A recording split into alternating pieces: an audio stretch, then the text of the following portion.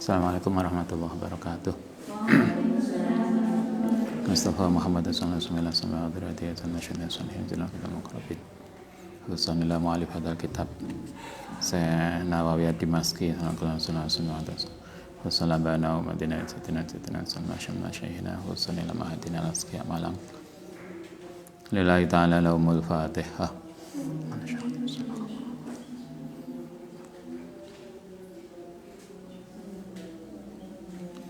Bismillahirrahmanirrahim.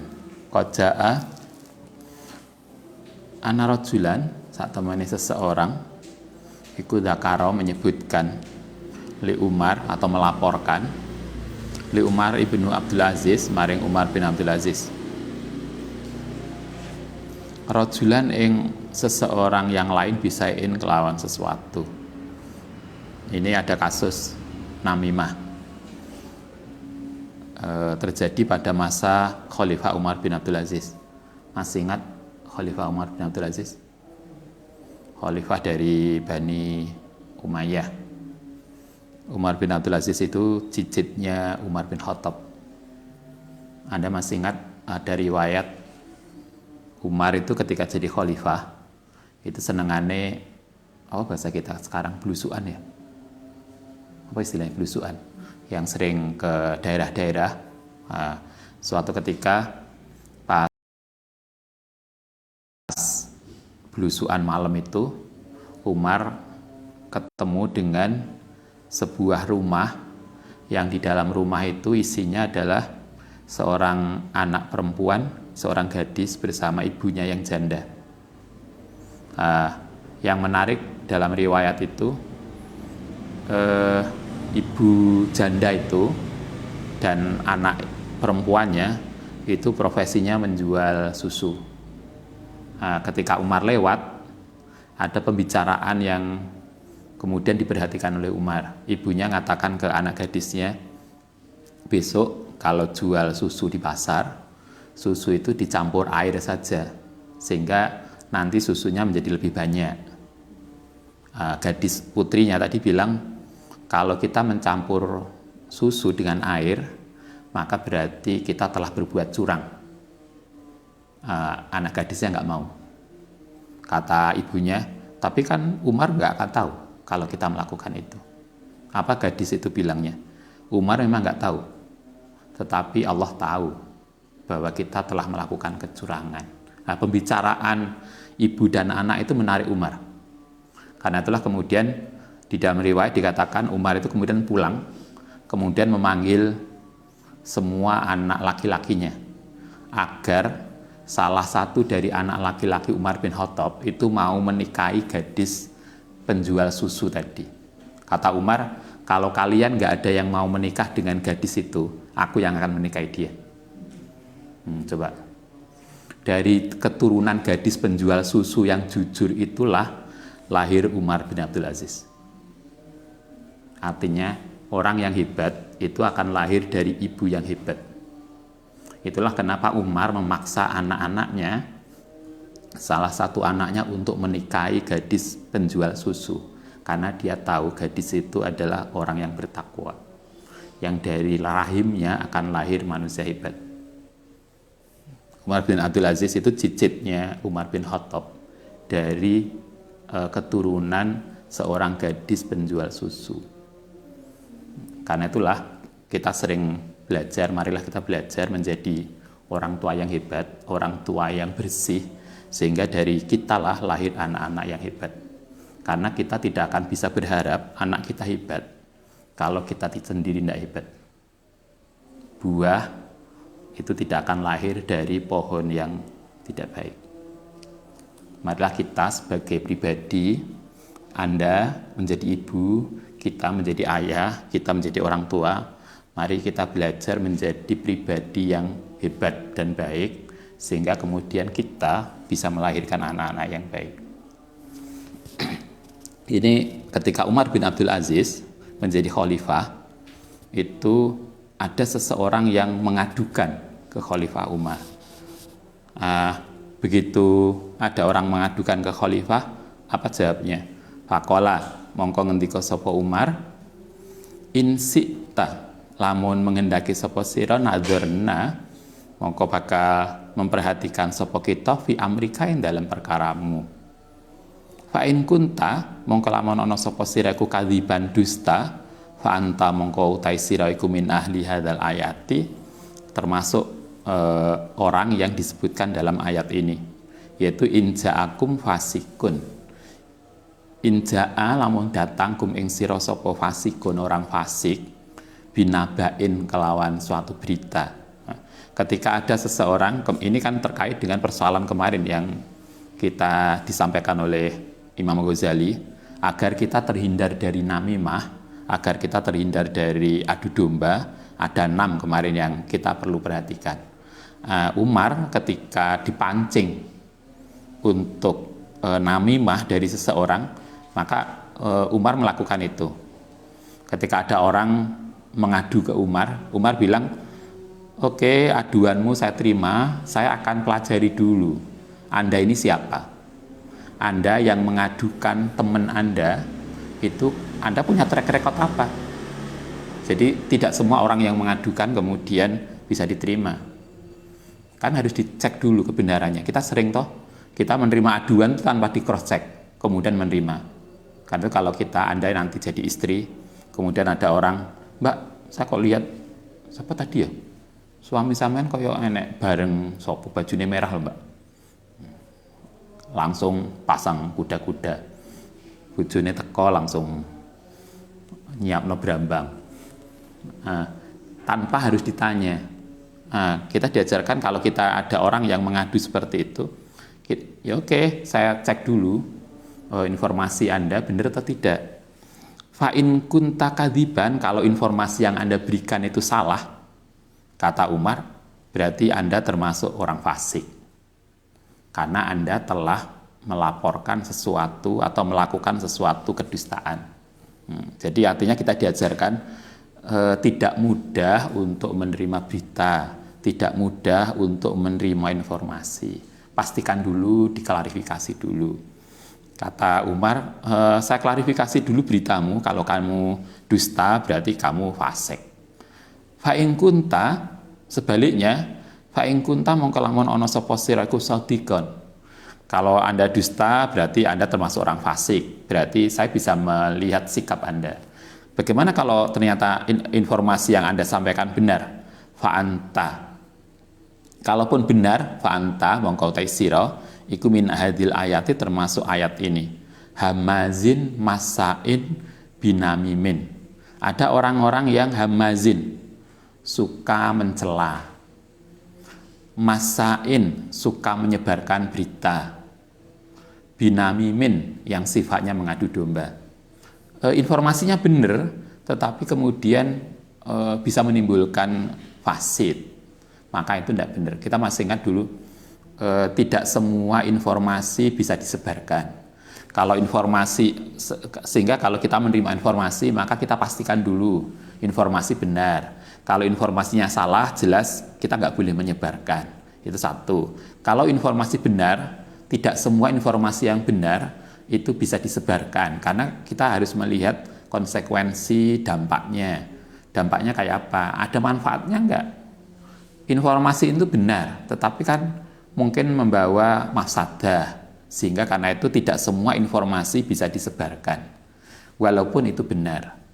Kita masih ingat ngaji Muhtasar apa itu? Hikam ya. Siapa yang dulu ikut ngaji Hikam? Oh, nggak ada ini. Ini generasi mutakhirin.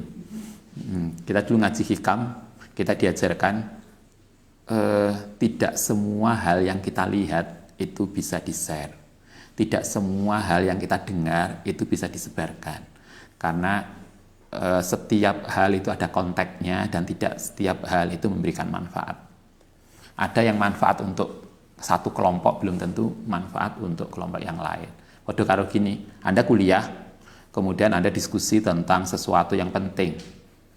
Tetapi kan informasi yang penting tadi kan tidak mesti harus di-share kepada, kalau Anda misalnya jadi penceramah nih ibu-ibu PKK, mbah-mbah sepuh ning kampung. Anda belajar teori kimia, kemudian ngisi pengajian yang kampung, Anda pakai teori kimia, nenggo mbah kita yang sepuh, untuk menunjukkan bahwa Anda pinter. Itu bukan berarti kita pinter. Kita menunjukkan kita nggak pinter karena kita tidak bisa menyampaikan sesuatu sesuai dengan konteksnya. Tidak semua ilmu yang kita pelajari, tidak semua hal yang kita kaji itu bisa dan harus di-share pada orang lain. Karena semua ada konteksnya. Apakah sesuai dengan konteks kita? Apa yang sesuai dengan konteks kita di kampus belum tentu sesuai dengan konteks kita di masyarakat. Gitu kan? Karena itulah ketika ngaji hikam dulu, tidak semua yang kita lihat itu bisa di-share. Tidak semua yang kita dengar itu bisa disampaikan pada orang lain. Karena segala sesuatu ada konteks dan kekhususannya. Kalau kita mudah share sesuatu, maka berarti kita bukan termasuk orang yang pinter. Karena kita tidak tahu konteksnya kayak apa. Umar bin Abdul Aziz mengatakan, kalau Anda salah, informasi yang Anda sampaikan itu salah, berarti Anda fasik. Andai pun Anda benar, maka Anda bisa masuk pada apa yang diingatkan oleh Al-Quran, yaitu orang-orang yang suka menyebarkan namimah dan orang-orang yang suka mencela. Fa'in sikta, karena itu fa'in sikta mongko lamun mengendaki sapa sira afauna, maka kami bisa mengampuni angka saking sira. Karena itu kalau Anda mau, kalau Anda ingin, saya bisa memaafkan apa yang Anda lakukan. Apa kemudian jawab orang tadi yang melapor ke Umar bin Abdul Aziz?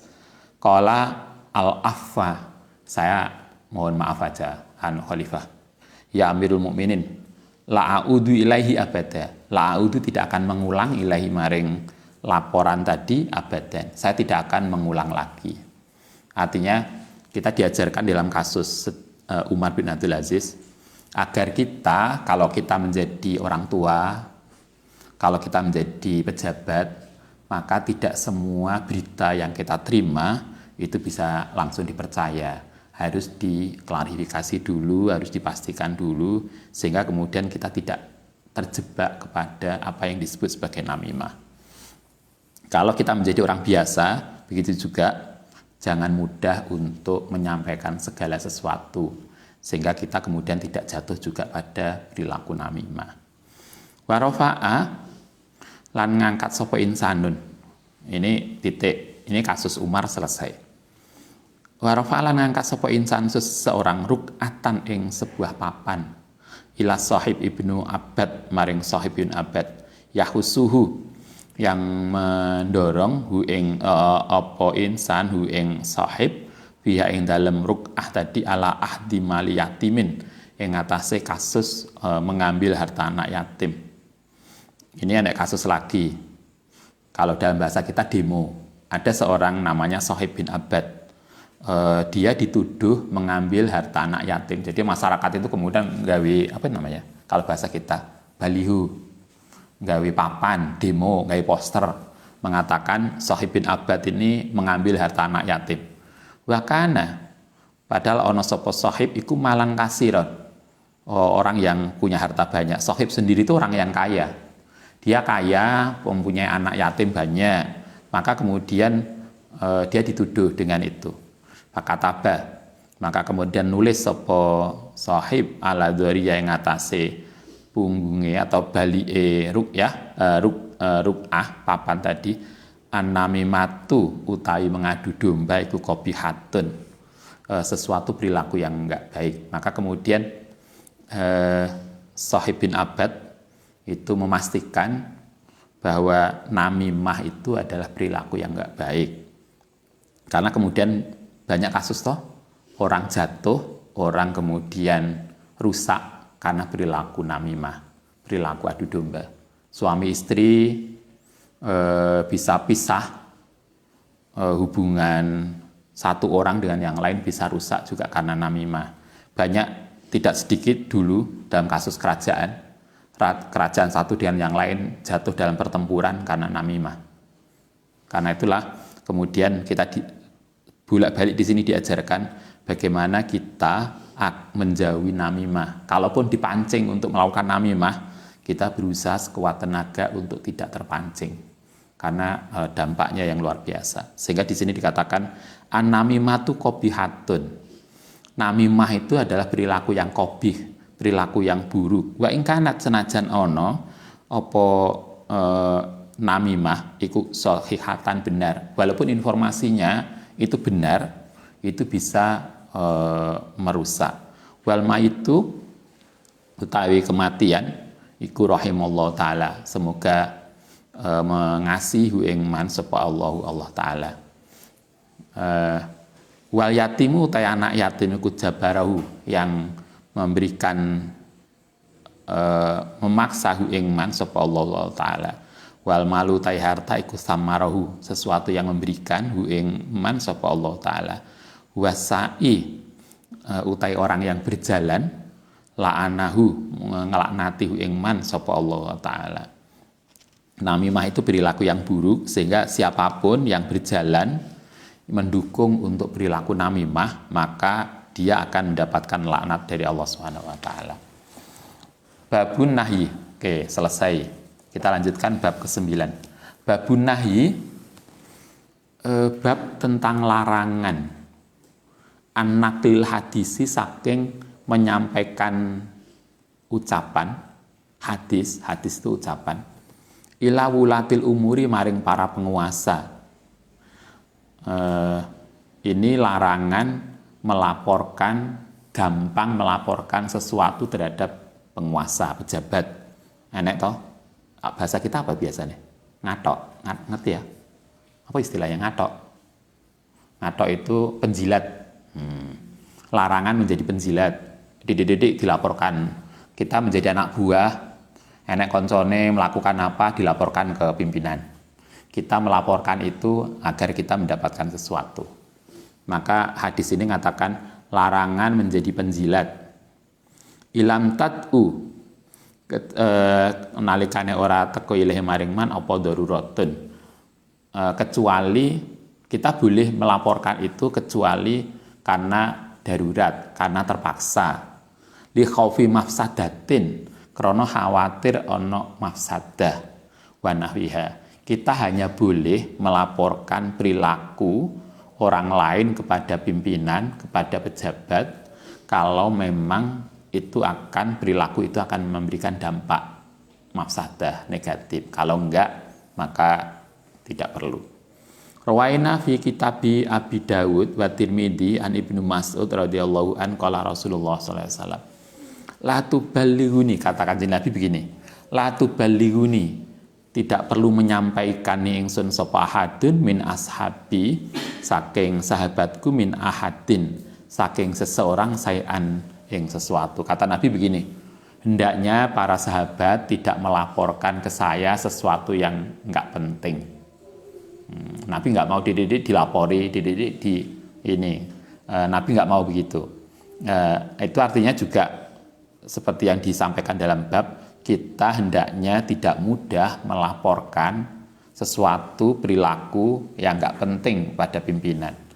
Fa ini karena sedene ingsun iku hibbu, seneng sapa ingsun an ahruja ento keluar sapa ingsun ilaikum maring sira wa ana halutai ingsun iku salimus sadri, dengan hati yang lapang. Kata Nabi, saya enggak ingin dilapori segala sesuatu yang enggak baik, kecuali benar-benar bahwa itu akan memberikan dampak negatif. Kenapa Nabi begitu? Karena Nabi ingin begitu ketemu sahabat itu dengan hati yang enak. Kalau dulu kita yang sering Ustaz sampaikan, kalau Ustaz sejak kecil dulu diajari ibu, jangan pernah mudah ngomong yang nggak enak pada ibu. Jangan. Jadi kita punya masalah sesuatu, kita jarang banget ngomong ke ibu. Yang kita ceritakan tuh yang enak-enak, yang apik. Jadi, ya apa kabarin dok di pondok? Alhamdulillah. Iki apa istilah kita? PPKM darurat. Oh, mboten napa-napa ning pondok sehat, ning pondok mangan enak. Gimana ini? Wong tiap hari nyate nih. Artinya kan yang informasi yang enak lah yang kita sampaikan ke orang tua kita, sehingga orang tua kita itu merasa nyaman dengan kita. Jangan dibalik. Lah enak meneng, lah gak enak didik, nih uang habis. Enggak banyak WA ke orang tua. Mestinya enggak. Jadi justru ketika kita enak, kita baik, kita senang, kita ngomong ke orang tua. Sebaliknya ketika kita ada sesuatu yang nggak enak, kita berusaha untuk kita selesaikan sendiri sebisa mungkin. Kecuali kalau memang kita sudah tidak bisa menyelesaikan, baru kemudian kita bilang ke orang tua. Nah, dengan begitu, kata Nabi, wa ana salimus sodri. Dengan begitu maka orang tua kita itu merasa nyaman. Ketika hati orang tua kita merasa nyaman, maka paling enggak itu akan menjadi doa untuk kita. Oh, alhamdulillah Mbak. Kadang ada toh orang tua kita, gimana Mak kabare putri jenengan yang di Malang? Oh, alhamdulillah beritanya baik, ini. Mungkin keadaan kita tidak sebaik yang diceritakan umi kita di rumah. Tetapi ketika umi kita cerita kepada temannya, suasana kita yang baik, maka paling enggak itu menjadi doa untuk kita. Kan begitu, jangan dibalik. Sehingga Nabi mengatakan gini, jangan mudah cerita ke saya tentang sesuatu yang enggak baik. Kenapa? Fa inni uhibbu an ahruja ilaikum wa anna salimus sadri. Karena saya pengen ketemu dengan sahabat itu, hati Nabi itu dalam keadaan lapang, tidak sumpek karena bolak-balik dilapori sesuatu yang enggak enak. Anda bisa bayangkan sekarang kondisi yang darurat, kondisi suasana yang nggak nyaman. Orang tua kita di rumah itu juga sudah sumpek dengan kondisi lingkungan nggak nyaman. Kemudian harus menerima informasi dari kita yang dididik lapor yang nggak baik, dididik kita nyampaikan informasi yang nggak positif. Orang tua kita kan menjadi beban. Itu kemudian bayangan, karena kan laporan kita, omongan kita sangat mungkin diterima orang tua dalam konteks yang berbeda. Sehingga bayangan orang tua itu tentang kita menjadi luar biasa. Padahal kondisi kita tidak seburuk yang beliau pahami. Nah, itulah yang kemudian kita diajarkan oleh Nabi, jangan mudah melaporkan, menyampaikan sesuatu yang kurang baik kepada orang tua atau kepada pejabat. Sehingga kemudian itu tidak menjadi memperkeruh suasana. Karena itu sekarang ketika ada gerakan di beberapa daerah untuk menghentikan informasi perkembangan COVID, itu luar biasa bagus. Sehingga masyarakat itu tidak disuguhi dengan sesuatu yang mengkhawatirkan. Bahwa data itu penting ya, tapi cukuplah data perkembangan COVID itu untuk para pengambil kebijakan. Itu tetap penting. Masyarakat kadang kan ada toh, kita itu sakit bukan karena kena COVID, tapi karena informasi COVID. Jadi sakit itu karena psikologis, wedi dewe, takut sendiri, khawatir sendiri. Padahal kan dengan khawatir itu imun kita menjadi drop. Ketika imun kita menjadi drop, maka kita menjadi mudah untuk kena penyakit. Padahal ketika kita happy, itu kan imun kita menjadi lebih kuat. Karena itulah malah kita memberikan informasi yang positif pada masyarakat, sehingga masyarakat kita menjadi tidak lebih risau terhadap sesuatu yang luar biasa seperti ini. Kita juga begitu. Kita belajar menjadi kita pribadi yang happy, pribadi yang positif, pribadi yang baik, sehingga dengan demikian imun kita itu menjadi lebih kuat. Nabi di dalam konteks ini diajarkan begitu. Ana salimus sadri, saya ingin hati saya menjadi lapang, sehingga tidak mudah menerima, tidak mau Nabi itu dikasih informasi-informasi yang nggak penting, yang ruwet. Kita lanjutkan. Babun nahyi, bab tentang larangan anitok nih, saking mencemarkan fil ansabi dalam nasab asabitati yang tetap fi dhahiri syar'i menurut syariat. Kala ngendika sapa Allah taala wala takfu, lan jangan berhenti sapa sira ing barang laisa kang ora ana laka kedhi sira bi iklan ma apa ilmun, pengetahuan. Kata Allah taala di dalam Al-Qur'an, jangan pernah melakukan sesuatu yang kamu sendiri nggak paham. Jangan mudah untuk berbicara, jangan mudah untuk menyampaikan, mengeluarkan statement tentang sesuatu yang laisa laka bi ilmun, yang kamu sendiri nggak paham. Kita nggak paham COVID, kita cerita tentang COVID, koyoknya lebih paham tentang daripada dokter. Akhirnya tambah ruwet. Allah Ta'ala mengatakan, jangan pernah melakukan sesuatu, berbicara tentang sesuatu yang kamu sendiri nggak punya dasar ilmunya, kamu bukan ahli dalam bidang itu. Kalau kita belajar dari beberapa teman, di para akademisi di luar, kita salut banget kalau ada seorang misalnya pengalaman Ustaz konsultasi ke beberapa orang dari orang-orang profesional. Kalau kita konsultasi, Prof ini saya punya ini. Dulu ketika membuat disertasi, ada seorang, kalau menurut saya ketika itu menurut Ustadz, dia profesor, dia ahli dalam bidang itu, tapi jawabannya luar biasa.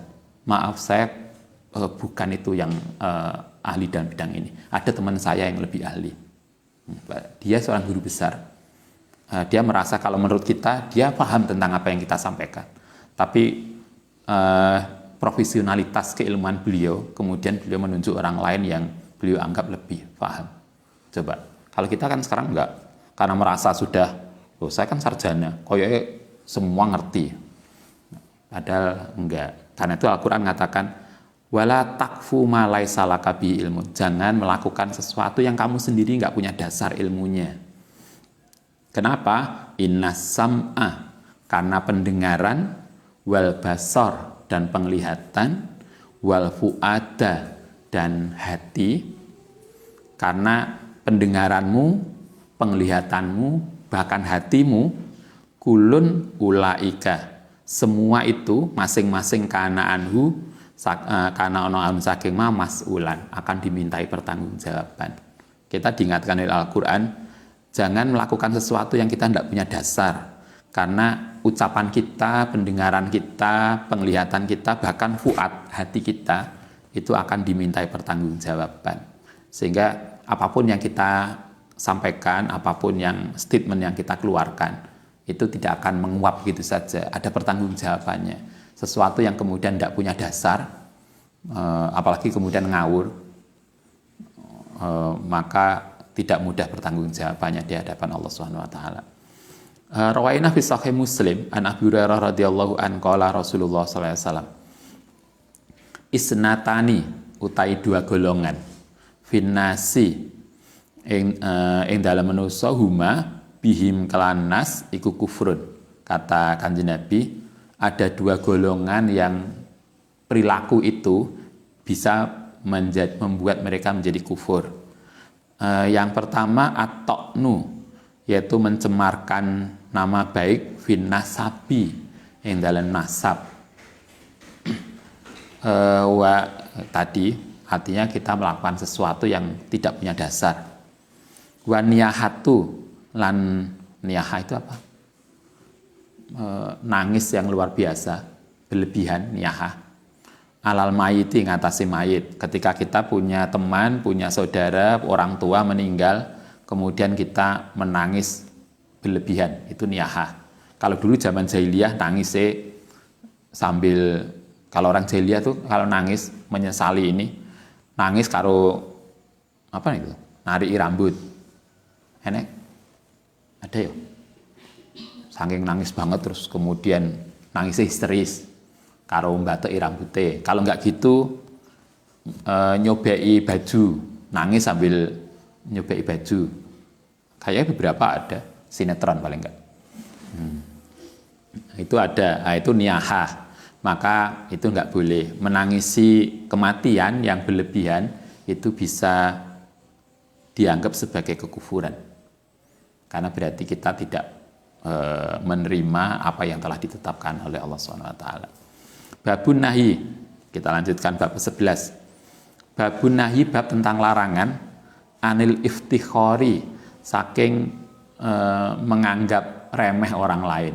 Iftikhar, atau kesombongan, fakhrun. Kalau ngendika iftikhar itu merasa diri kita lebih dari orang lain. Kalau ngendika sapa Allah Ta'ala, fala tuzakku, maka jangan merasa bersih atau membersihkan sapa sira anfusakum ing dirimu.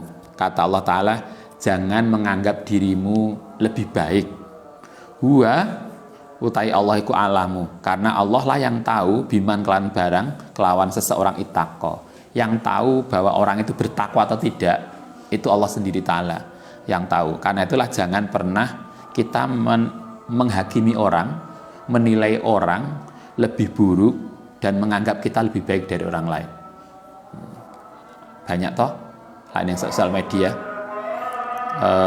sing bersih, sing masuk surga kelompok yang lain di luar kelompoknya neraka kabeh, sehingga gampang orang itu menganggap oh ini neraka, ini sesat.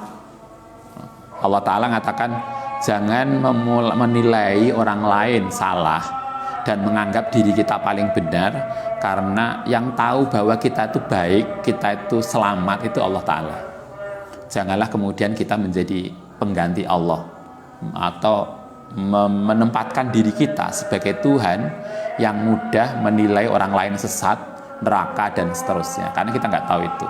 Kita hanya diajarkan oleh Kanjeng Nabi, siapapun mereka yang telah syahadat asyhadu alla ilaha illallah wa asyhadu anna muhammadar rasulullah, maka berarti dia muslim, selesai. Dan setiap orang Islam maka haram darahnya, sehingga tidak boleh dibunuh. Haram hartanya, sehingga hartanya tidak boleh menjadi rampasan. Haram harga dirinya, sehingga harga dirinya tidak boleh dijatuhkan dengan dibully atau dilakukan sesuatu yang tidak baik. Warwaina fi sahih Muslim wa sunan Nabi Dawud wa rima an Iyad ibnu Himar as-sahabi radhiyallahu an qala Rasulullah sallallahu alaihi wasallam innallaha astuni Allah Ta'ala, ini dawuh Kanjeng Nabi begini, innallaha astuni Allah Ta'ala iku auha paring wahyu sapa Allah ilahi maring ingsun antawadu yen to bersikap tawadhu. Kata Nabi, Allah Ta'ala memerintahkan kita untuk berperilaku tawadhu. Ngerti tawadhu ya? Apa tawadhu itu? Merendahkan diri, merendahkan hati, bukan merendahkan diri, merendahkan hati. Jadi bukan rendah diri loh ya, tapi rendah hati. Jadi kita disuruh tawadhu hatta layab hiya, sehingga tidak ada orang yang bisa berbuat dolim sapa ahadun, seseorang ala ahadin. Kita diperintahkan untuk rendah hati sehingga tidak ada orang lain yang kemudian bisa berbuat dolim, nggak layak, karena kita tuh masing-masing menghargai orang lain, maka kemudian kita tidak akan berbuat dolim pada satu pada yang lain. Walaya khoru, lan tidak menyombongkan sapa ahadun, seseorang ala ahadin, mengatasi orang lain. Babun nahi, kita lanjutkan satu bab. Babun nahi, bab tentang larangan an idharis syamatati, saking menunjukkan perasaan senang. Samatah itu apa bahasa kita? Senang orang lain susah. Apa itu? SMS ya? SMS itu apa? Senang melihat orang lain susah. Nah, itu samatah. Jadi lain orang lain jatuh, merasa, Mbak, tadi teman kita jatuh sepedanya ini, dia lecet-lecet, kita langsung cerah. Wah, ini saingan berat ini. Kalau dia jatuh ini, itu samatah. Samatah itu merasa senang terhadap penderitaan orang. Di hadis ini dikatakan samatah itu hukumnya dilarang. Merasa senang terhadap penderitaan orang lain. Mestinya kita itu sesama muslim itu kayak tubuh. Kalau bagian orang lain ada teman kita yang susah, kita merasa susah. Kalau ada orang lain yang merasa senang, kita merasa senang. Bukan dibalik. Sehingga samatah itu dilarang. Babun nahyi, bab larangan an idhari samatah, saking menampakkan senang terhadap bencana bil muslimi, kelan orang Islam yang lain. Orang lain jatuh, kita malah senang, itu samatah. Rawaina fi kitab At-Tirmidzi an Wa'ilah ibnu Asqa radhiyallahu an qala Rasulullah sallallahu alaihi wasallam la tudhiru, jangan menampakkan sapa sira asamata ing samatah li akhika maring temanmu. Jangan menunjukkan senang, jangan menampilkan kesenangan ketika orang lain, teman kita itu mendapatkan musibah. Fayarhamuhu, mongko melasi sapa hu ing akhika sapa Allah Ta'ala.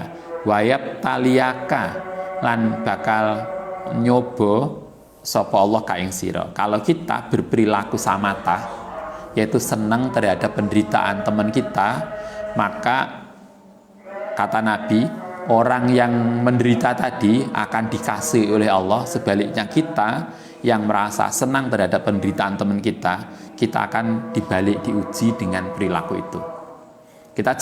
Teman kita jatuh, kita merasa senang, maka Allah akan membantu dia. Sementara pada waktunya nanti Allah akan membalik. Justru kitalah nanti akan mengalami hal yang sama yang kita merasa senang tadi. Karena itulah kita nggak boleh, bahkan kalau dalam tasawuf, masih ingat dulu kita diajarkan jangan pernah ngerasani perilaku orang.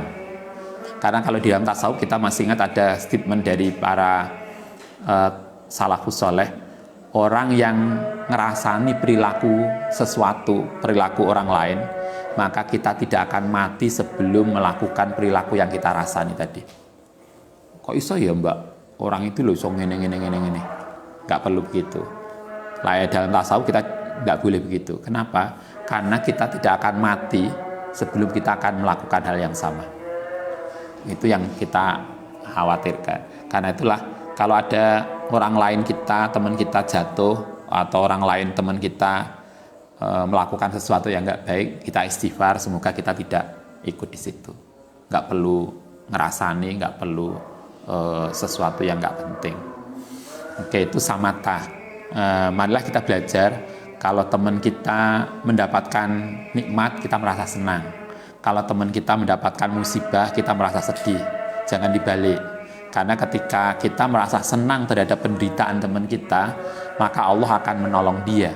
Dan pada waktunya Allah akan membalik. Kitalah yang akan melakukan itu. Baik, Al-Fatihah.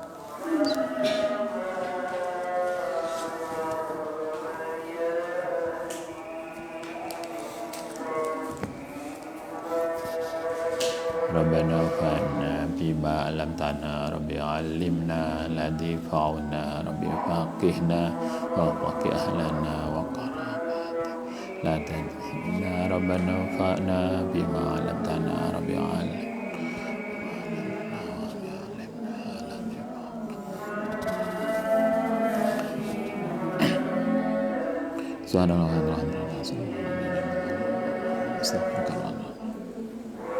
Assalamualaikum warahmatullahi wabarakatuh.